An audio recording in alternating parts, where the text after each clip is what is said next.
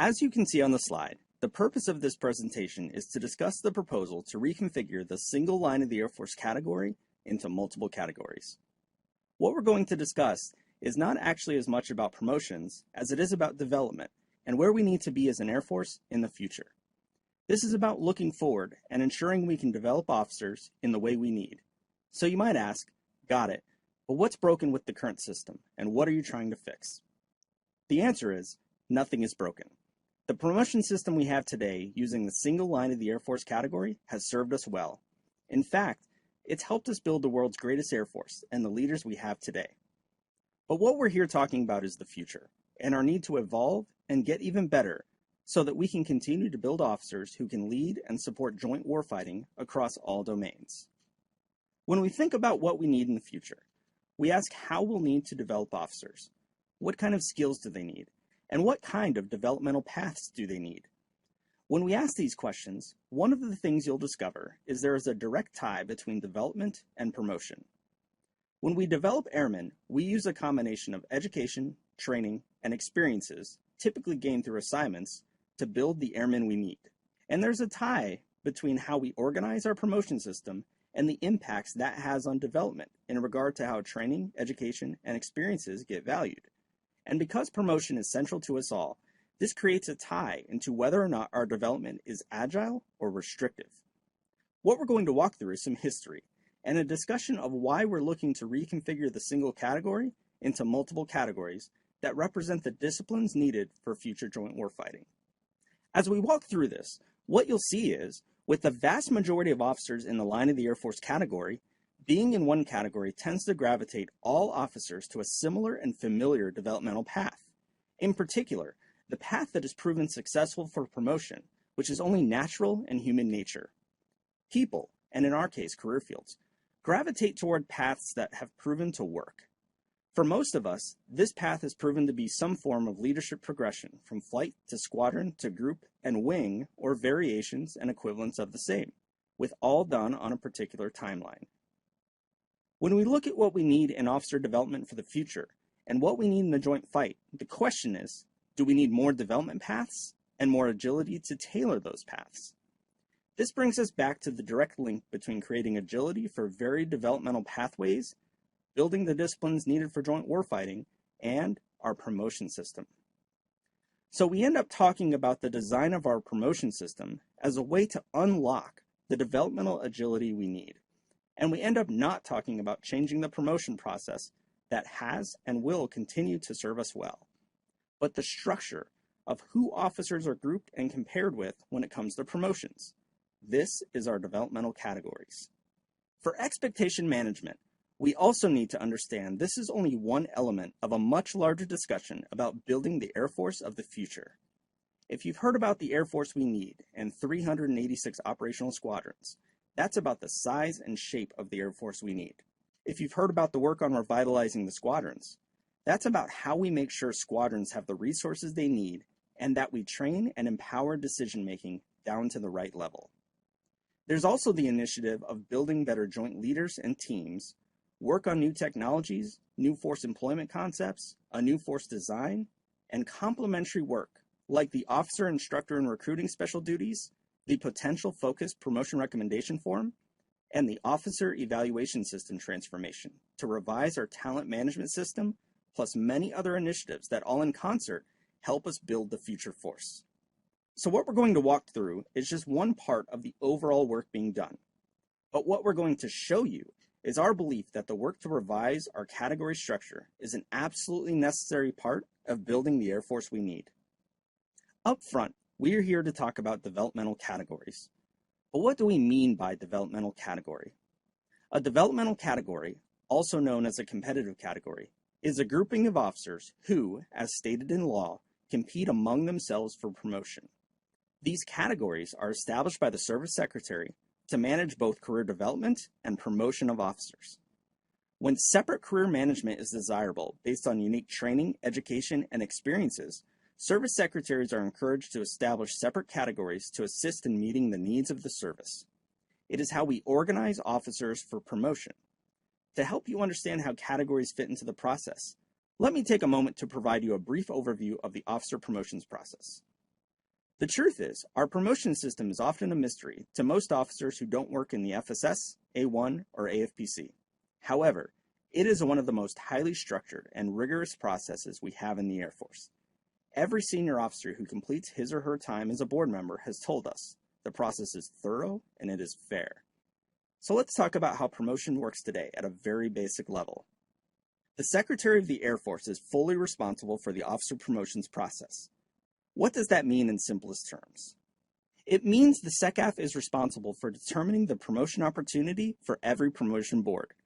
That opportunity is determined based on the needs of the Air Force and the current inventory. It varies from board to board, year to year, and grade to grade. The SecAF communicates this opportunity annually, and it is available to each of you. Further, the SecAF provides guidance to each board in the form of a Memorandum of Instruction, referred to as the MOI. This document is also publicly available for you to review. If you haven't seen it, take a look for it on MyPers. For those who have seen it, you would note the MOI outlines what board members should be looking for in an officer's record, focusing on character, competence, and what we value in performance. Finally, and most importantly, the SecAF is responsible for ensuring our promotion board processes are fair and equitable. Now, getting to the actual processes, officers are promoted based on their potential to serve in the next higher grade. Promotions to first lieutenant and captain are based on a fully qualified process. This means, as long as your commander and senior rater deem you fully qualified, you will be promoted through SecAF approval. Promotions to major and above are based on a best and fully qualified process. In this process, officers compete at a promotion board, also known as the Central Selection Board. The boards are organized by category, which again is a group of officers in one or more AFSCs. All officers competing for the same grade within a category are all reviewed by the same board.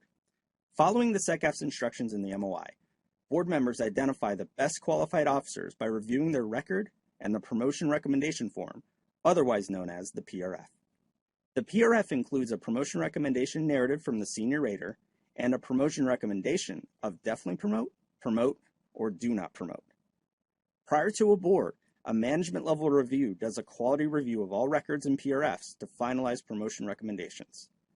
Obviously, that's a very oversimplified explanation.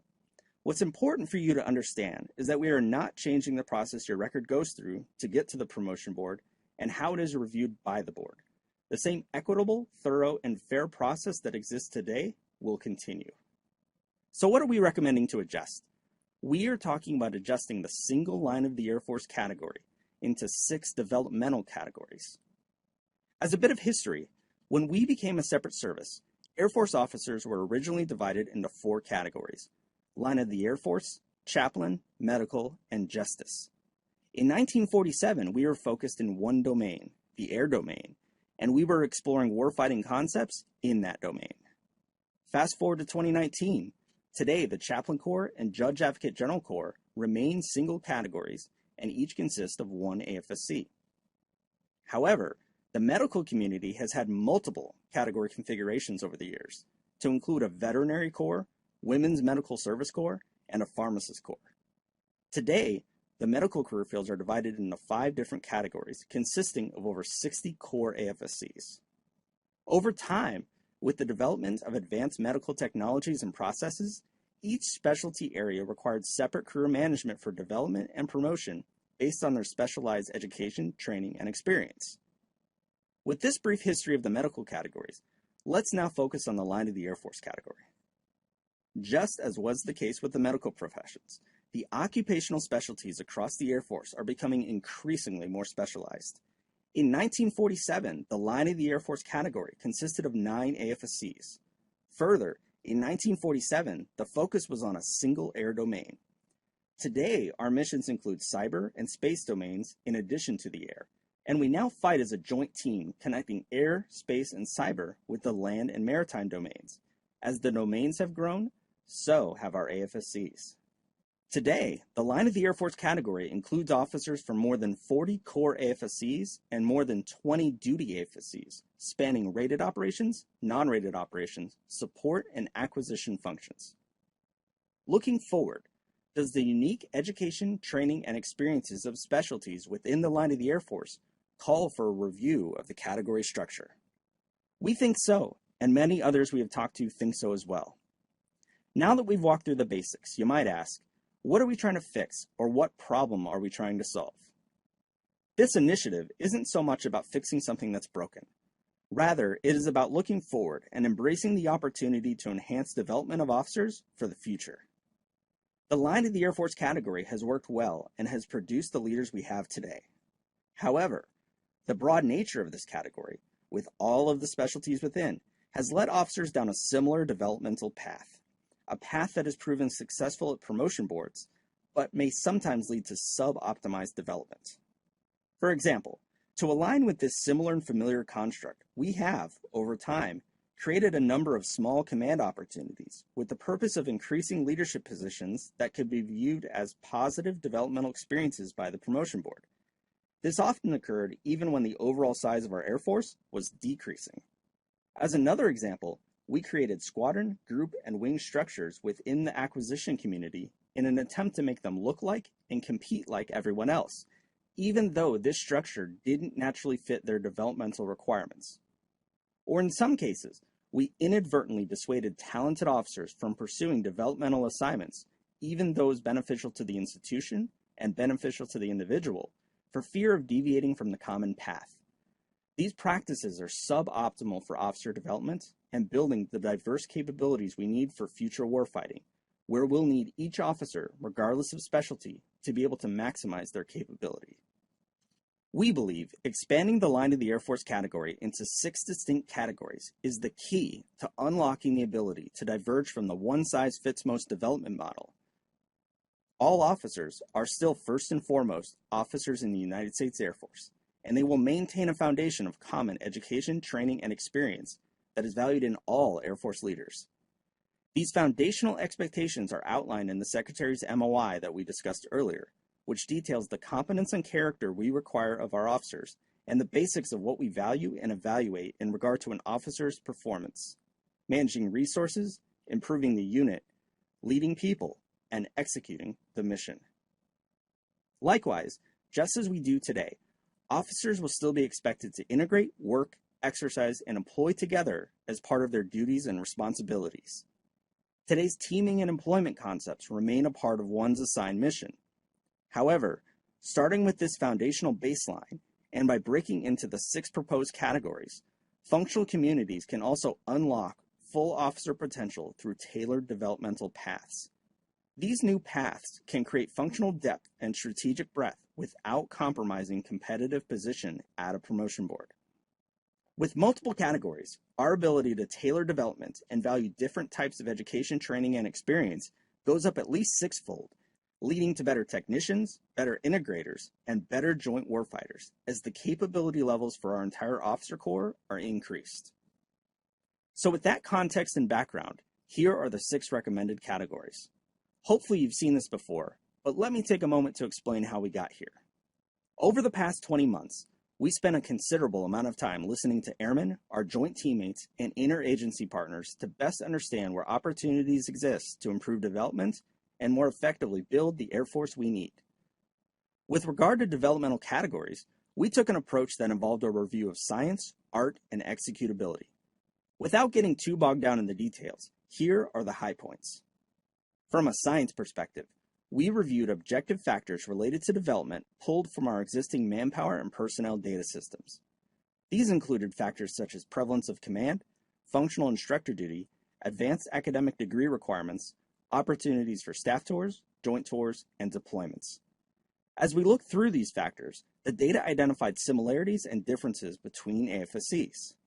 For example, if you look to the left, the data shows that rated AFSCs have a high degree of similarity when looking at the attributes of their positions. Given all of these AFSCs are overseen by the same functional community and perform within the same domain, these similarities make sense.